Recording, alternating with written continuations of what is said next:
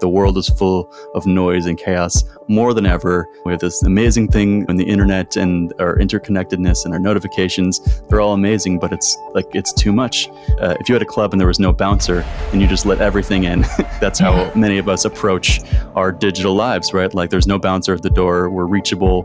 Pings can come when they come, and hopefully they don't come at the wrong time. But there are more and more tools you can use to create that bouncer for yourself so you're not at the will of other people. Welcome to Freedom Matters, where we explore the intersection of technology, productivity, and digital well-being. I'm your host, Georgie Powell, and each episode we'll be talking to experts in productivity and digital wellness. We'll be sharing their experiences on how to take back control of technology. We hope you leave feeling inspired, so let's get to it. This week we welcome Jeremy Redleaf, an Emmy Award winning artist, entrepreneur and the co-founder of Caveday, the world's most focused community. Their research-backed method is used by workers and companies in over 40 countries to do better work in less time with fewer distractions. Jeremy speaks and writes about the future of work for sites including Fast Company and Thrive Global. As a facilitator, he helps founders, teams and companies improve their relationship to work. This week, we'll be discussing minimalism, the power of rituals, how to achieve flow, building deep connections via Zoom, and the future of work. Jeremy, welcome to the Freedom Matters podcast. Thank you so much for joining us today. We're really grateful to speak to you. Georgie, I'm also grateful. Happy to be here. Fabo, I just wanted to start by asking you, where did the idea for Caveday come from? What inspired you to create Caveday? Yeah, so I've been a freelancer for my entire career, working for myself. And so I've always had to make up the rules and always had to be my own manager, right? And a few years ago, the manager inside of me was like, hey, Jeremy, you're trying to be a writer and you don't have time to write. And I looked at my schedule and I had like so much going on and it was all great stuff. But I didn't know how to organize my time and protect my time. And I didn't even know what deep work was yet. And so I kind of freaked out and I was in my therapist's office and I said, I need to take a cave day. And he was like, what's a cave day? And I came up with some rules. I read some articles and I went off the grid for a full day, took a cave day, shut out all the stuff, did one thing for the whole day. I wish I knew about freedom on that day, but I didn't yet. And I got so much done. It was amazing. It was really depleting. Like I was just spent for days afterwards. And I was just curious about it. I was like, maybe there's a way to make this energizing, right? That was really depleting and helpful, but maybe there's a way to make it energizing and helpful. And so with two collaborators, we came together, we ingested all the research we could find, and we decided to throw a cave day in New York, a full day on a Sunday for all our friends who said they wanted to write a book for 5 years and never did it. And, so we had all our friends come and they, of course, had these like transformational experiences. And we were just doing it as a one-off event. And they were like, nope, we need this. Please come back and do it again. So we started doing them in New York. After a while, we started to get some press and we started to do them online for people around the world. And then when the pandemic hit, we were able to really just scale up our coverage and create this kind of Peloton for work, all these group focus sessions all day long for a community that's grown to be in now over 40 countries. I was interested. When all those people first came together in New York, why were they so productive? How does the act of gathering help us to focus on meaningful work? Well, the first thing we did is we took their phones away. We had a little locker system, and Priya Parker talks a lot about in The Art of Gathering, like the power of the intentions of the experience. And so, they were paying to be in an experience and walking into an experience where no phones are allowed. We're all trying to work on one thing at a time, and there were breaks in between, right? Because the brain can't focus for more than about 52 minutes at a time with any sort of regularity. And so we were breaking every hour to energize and to connect. And what I think people realized was I'm not alone in this, right? All these other amazing people are also fighting these things too. And the power of a really clear event with really clear rules and people feeling connected to each other. And then the power of body mirroring. It's easier to work with focus while around other people that are working. I think all those things sort of came together to make it such a powerful event. So tell me more about the rules. So you mentioned the breaks every hour, sort of 52 minutes, let's start moving. What other no phones? working on one single task. Yeah, so those are the main rules of the cave. So like phones out of sight. Research shows that even having it in sight, even if it's turned off, can reduce your cognitive performance. Closing off in-screen notifications, really creating like a cave-like environment for yourself. We talk about chefs a lot. Chefs, when they're in a professional kitchen, talk about mise en place, the idea of having just the right tools for the meal they're going to make. No extra things out. And so we say, why not work mise en place? Why not having only the tools you need up, close everything else out, right? Just take it off the table. As freedom users know, it's really powerful to just take decisions off the table. So those are the rules. And then the experience is guided. So you can sort of let go of things. So we run time for you. We don't tell you exactly how long their sprints are, because there's a lot of really interesting research about how letting go of time is correlated with the flow state. So we're going to run the thing. We're going to tell you what to do and when. We're going to keep your energy up. And all you need to do is show up and come with your full self. Like, you will get, more done and feel better about it. I love this idea of minimalism and work. It's something we haven't had discussed yet on the podcast, but this idea of just take the tools that you need. You talk about chefs, but are there other industries, other professions where you see sort of a similar approach applied that's really successful? I mean, in your past creative life, was that a thing? That's interesting. I have to think about that more. The first thing that came to mind was just like the hospital, right? We really want to make sure they don't get the tools for the surgery we need out, nothing, hopefully nothing else. But it really does seem like one of the challenges of our time, and one of the tasks of our time for us is to learn how to do that for ourselves. Like, the world is full of noise and chaos more than ever. We have this amazing thing on the internet, and our interconnectedness and our notifications. They're all amazing, but it's too much. If you had a club and there was no bouncer and you just let everything in, that's how many of us approach our digital lives, right? Like, there's no bouncer at the door. We're reachable. Pings can come when they come, and hopefully they don't come at the wrong time. But there are more and more tools you can use to create that bouncer for yourself, so you're not at the will of other people. Yeah, interesting. And I want to come on to caves in the virtual space and Caveday, how it is today, in a little bit. Before I get there, I was really interested to understand more about some of your physical desk setup rituals, because I think they're really helpful for our audience. You talk about these props that you have to inspire work. Can you talk a little bit about how you're set up and how you recommend people set themselves up? Totally. So there's some really interesting new research around the power of ritual and the power of physical spaces to impact our bodies and our minds. So we talk about having a dedicated space for your work, even if you're working from home, that's just your workspace. It can help us switch modes more easily, right? Because one of the challenges in working today is that context switching, right? We can use, both location and rituals to move through those spaces quicker. Otherwise, we're leaving efficiency on the table. I try to always have water nearby, because even a 2% dehydration can affect your cognitive performance. I'm going to drink a sip right now. Nice. And I often collect tabs on my browser, but I use a tool called One Tab that allows you to quickly get all back down to one tab and have a list of the things that you had open. So I'm always looking for things that can quickly move me back into that minimalist space that I want. In that question, you said that there's lots of new research about space and work. Is there anything in particular from that research that you wanted to highlight? In the body of research around the flow state, it is an altered space, right? And so we have to treat it with that sort of mystical reverence, and that often means adding in rituals and treating it with a little more of I would say, sacredness. Athletes are great inspirations here, right? Mm-hmm. Not only when they're the way they approach their sport, which is, I'm going to practice deliberately, I'm going to look at how I did, I'm going to try something new. They have this sort of like beautiful cycle of getting better and better that we can also apply to how we work. But if you look at athletes, you'll see so many of them do like, ritualized things before they take the free throw, before they go down the ski slopes. And that's not just like a superstition thing. There's actually really interesting research out of Harvard Medical School around the power of ritual, not just to trick our brains like a placebo, but to actually create changes in our bodies. And some people actually wear a hat, like I have my work hat that I put on and I put it off. And some people... Fred has one too. Definitely. I just realized Fred always has the same hat on. I've got to talk to him about that. Is that a freedom hat that Fred has? Yeah. The hat of freedom, that's powerful. In the cave, we do claps and snaps and just things all together in sync. One, to sort of sync up, and two, to move into a new kind of space. So let's talk more about that. Let's talk more about flow and what flow really is. In a way, it's kind of a sense of loss of time, and it changes your perception of time. That's an element of it. But tell me more about how you understand flow and the research you've read about it, and what it really means to you. Sure, yeah, it seems to mean a lot of different things to different people. So, originally coined by Mihai Csikszentmihalyi in his seminal book in the 1970s, he was a psychologist and a researcher, and it was describing the state where you lose consciousness of yourself. Time starts to do weird things, but you sort of rise to the height of your intelligence. You're able to ride things that are a little challenging, but you're sort of able to rise to the occasion. And research shows that we're happier when we're in this state. We also learn better. A lot of amazing things, and everyone has an experience with it in some form, in some activity. Some people hit flow when they knit. Some people hit flow when they write. It's a mystical thing, and we can't force it, right? We can only create the conditions for it.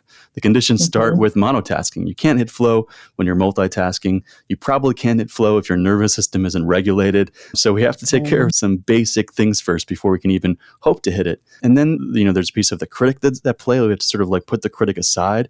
That's that self-consciousness piece. How do we get into a space where we're not judging ourselves at all? We're just letting it flow out of us.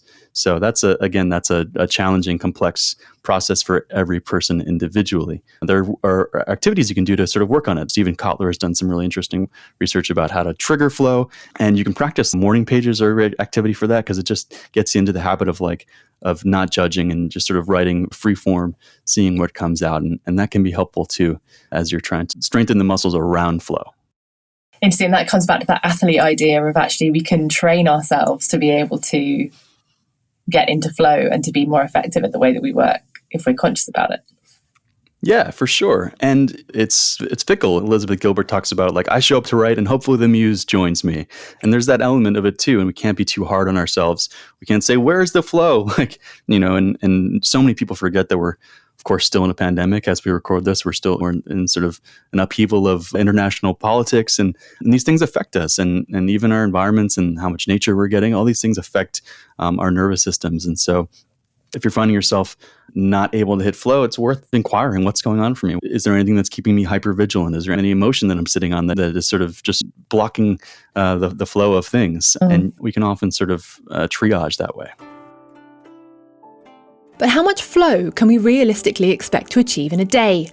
Does it literally come down to how much we train our brains, like an athlete, to be able to work in flow? How can we moderate so that deep work thinking days don't leave us feeling exhausted for the rest of the week? Yeah, well, the first thing to identify is that not every task needs deep flow or deep work, right? There are things that are a little less cognitively challenging. I'm going to do my bookkeeping, and I don't have to probably be in the deepest flow to do that. And then we also want to think about our energy, right? So our energy dips and peaks throughout the day based on our chronotype. You want to ask yourself, when are you the most awake? And that's probably when you want to do your deepest work. The answer is like, you should do the amount of deep work that is appropriate for the kinds of tasks that you're going to do. I would say, if you're looking for consistency, a good beacon is 3 to 4 hours a day. Okay, nice, amazing. So coming on to Caveday and the virtual experience, tell me about how that kind of concept of community translates online, and is it as powerful? How much strength do you still get from being together, even though you're just a small icon on a screen? Yeah, well, it's a challenge we're trying to face in many different areas, right? Or our meetings as valuable, virtually as in person. And I'm sure over time you've figured out a way to connect over a screen. We've all kind of figured it out because we've had to. So it is possible. It requires a little bit different facilitation and a little bit more prompting. But there's something, of course, magical about being in person with people that the digital space, I think, will never reach unless we're into the future in some far off virtual reality place. But for now, there's something magical about the chemical processes that happen when we're with each other that is probably challenging to replicate. We do it by breaking people into small groups. That's like, breakout rooms are amazing for that. So we can have caves of hundreds of people, and then we can say, hey, why don't you share one thing that you need to leave out of the cave today? Consciously leave out of the cave with these 3 people. And now you've just shared a little micro vulnerability with 3 people from around the world. You'd be talking to someone in Zurich and somebody in South Africa, and you're in New York. It's just a really cool thing to just have like coworkers across the globe. We find it's been powering the work for a ton of people during the pandemic, and from Emmy and Oscar winning artists to like 9-to-5ers and retirees and pastors and lawyers. It's just a really diverse, eclectic group of people. I asked Jeremy to quickly summarise what happens when you join a cave. Sure. Think of it like a group fitness class. So you show up, the instructor is friendly and nice and welcomes you and plays some music and tells you when the class is going to start. Maybe asks you a question or, gives you a warm-up thing to do.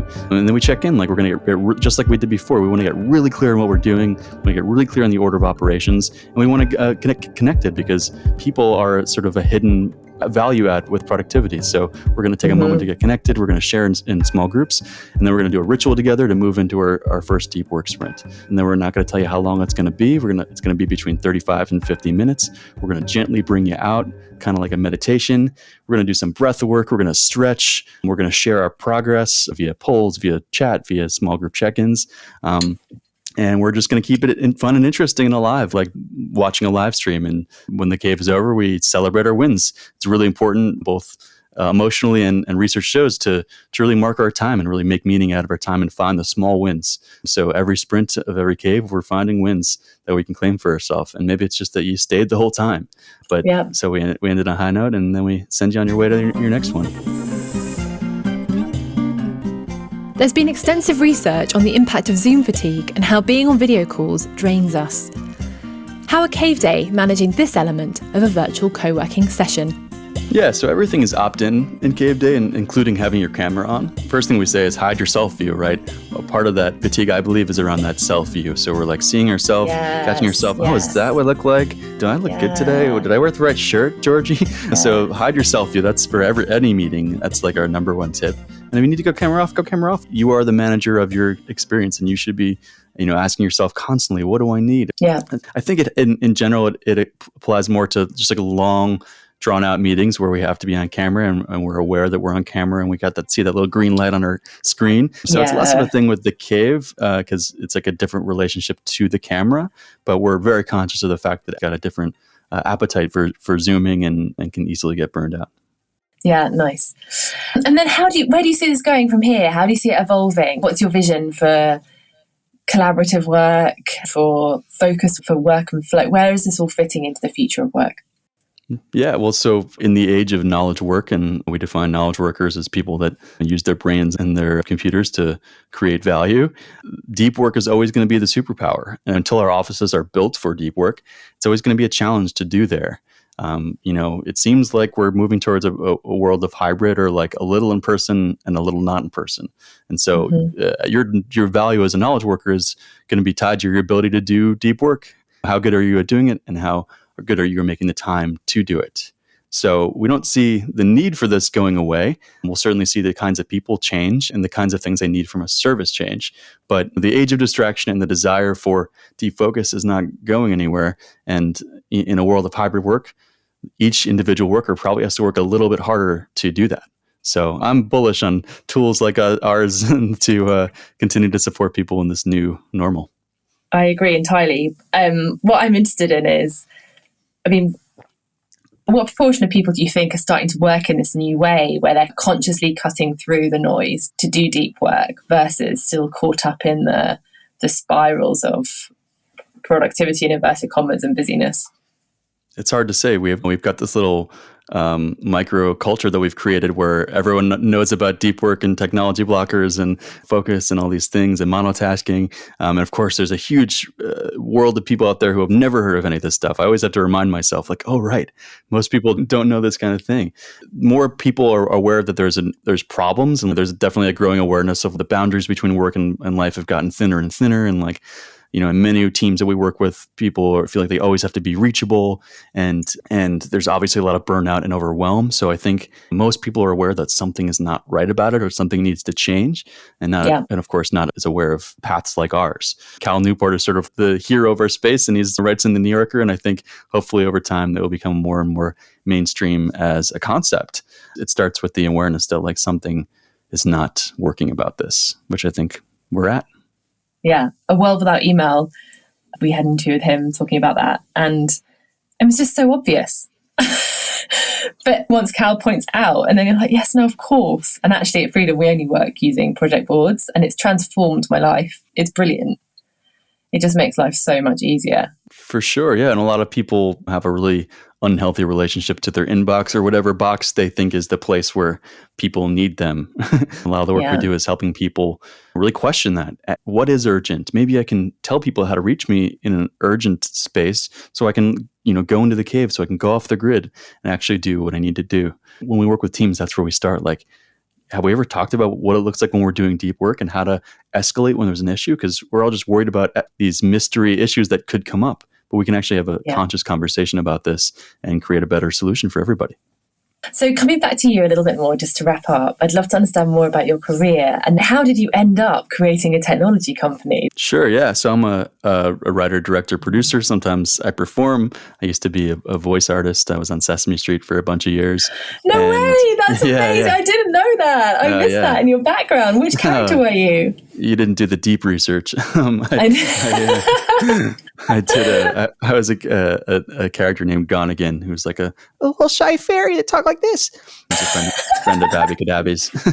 Anyway, so I've always been in the arts, and because I was in the arts, I always sort of had a foot in being an entrepreneur and small business owner. And I started a website for the underemployed during the last recession called Odd Job Nation. And I often just try interesting things that start as art for me. Like Caveday was an artistic expression at first. Like, this is just a cool thing for the world and for my friends. And then it accidentally turned into a business. And that's happened a couple of times. Then there was so much energy around Caveday as an idea. Just sort of, I could just see that in people's eyes, like they got it, and it felt like the right thing at the right time. So when that happens, I just kind of teach myself things. So like, cool, I guess I should learn all the no-code tools out there and like find a developer that can do the harder things. Yeah, nice. And I think it does. Your eyes do light up because it cracks so many of these unsolved problems of working in a hybrid world. Like, how do we still feel connected? How do we still have community? How do we prioritize? How do we hold ourselves accountable? How do we get deep work done? Kind of so many different pieces of it. We can start to uncouple these things from our jobs, right? In the past, we had to rely on our manager for some of this. And sometimes our manager was good at this, and sometimes our manager was not good at this. And sometimes the environment of the work helped our work get better, and sometimes it didn't. So it's sort of an uncoupling of these things, right? I can work at a regular job, but use all these other tools to enhance my performance that are not dependent on this job. I reflected back on an earlier episode we had with Jonathan Garner, who talked about the culture of you. This concept that now company cultures can be augmented with a collection of individual cultures, which we can build whilst working from home. Interactions with our neighbours, barista, other solo workers can all spark creativity, help solve problems, and make our work better. For sure, yeah. At some point we said it's like having the water cooler, but not having to actually work with any of the people that you're chatting with at the water cooler. So It's like all the benefits of, when I'm in a cave and a teacher shares in a breakout room that she's like desperate to finish her lesson plans, and she does, I'm like, that's amazing. And that has nothing to do with what I do. And so I can truly root for you from a place of humanity, right? It's not about competition. It's not about jealousy. It's like you're in a totally different universe, and that's awesome and good for you. And I'm inspired by you. Yeah, and I'm sure there are lots of examples where it brings practical inspiration as well, like creativity that can help you solve a problem, which is from something completely unrelated, but is useful. Totally, yeah. Right, yeah, right. The creativity people always talk about those sort of unexpected connections and things that can come from that randomness. Amazing. So when you look to the future of work and you look at the landscape of what the future of work is going to look like, how do you see it panning out? How do you think all of us little knowledge workers are going to be working in 5 or 10 years' time? Oh man, does anyone like this question? It's so hard to know. I only save it for my favorite people. This pandemic thing it really accelerated a lot of stuff, right? We all at the same time had to learn how to survive using these new tools, the ways in which it saves money and time. I've seen a lot of people move out of the cities where they were going into the office every day. So this world of hybrid work I don't think is going away, especially in industries where competition is fierce. They're going to have to lean into it even more. So I think we're going to see the tools get better and better at closing the gap on that intimacy and the things that we currently feel like are pain points of technology. At some point, I do believe that someone will solve Zoom fatigue. I believe that at some point it will feel human than it does now, right? I feel we've all learned how to like bring the humanity out of it and out of ourselves in it. I've been in plenty of Zooms that were heartfelt and like tears were shed and I really felt the other person, but it's hard. So I believe that, in the future, it'll be easier. So I think we're going to have a better and better system. The question is just whether the people in positions of power respect the sort of dignity of workers and the dignity of work-life balance. Are we going to see major companies moving to the 4-day work week? They keep trying. Would we ever see other countries follow that? I forget which country banned emails after 6 p.m. France, I think. France, yeah. So are we going to see these things happen at a cultural level that can help us do a better job of taking care of our well-being as these tools get better and better? Yeah, amazing. And then just because I think you're a fascinating, inspiring person yourself, where do you get your inspiration from? What do you think feeds you? Oh, man. I think that a lot of my art is just processing my experience. I'm definitely trying to craft little worlds and micro universes that have the things that I wish existed. Before I had Caveday, like I would go to co-working spaces and they all promised this great, amazing, community experience that would also make my work better and more inspired, and it didn't work. So part of making Caveday was the question, could this actually exist? Could there be a workspace that made your work better? So I think a lot of my art is around trying to make the world that I wish existed. And then finally, there's a question we ask all our guests, which is, what does productivity mean to you? The P word. So we try not to use it at Caveday because it's so loaded for so many people.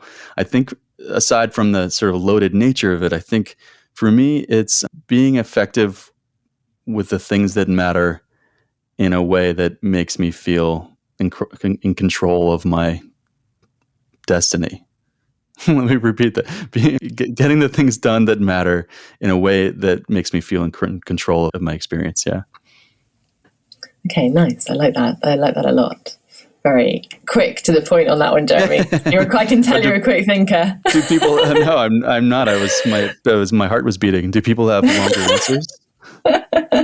No, sometimes it takes about 5 minutes to work out what their statement is, and you're straight to like you had take two. Man. So there you go. Well, that's. I'm going to take that as my win for the day. Jeremy, it's been an absolute pleasure to have you on the podcast today. Thank you so much for joining us. I've really enjoyed speaking to you. Oh man, likewise. Thanks for taking the time. And Freedom users, we're on the perks page. So if you want to come check out a month of Caveday for free, I believe that you can via Freedom. You absolutely can. Yeah, all of our premium users can indeed experience Caveday. Thank you for joining us on Freedom Matters. If you like what you hear, then subscribe on your favourite platform. And until next time, we wish you happy, healthy, and productive days.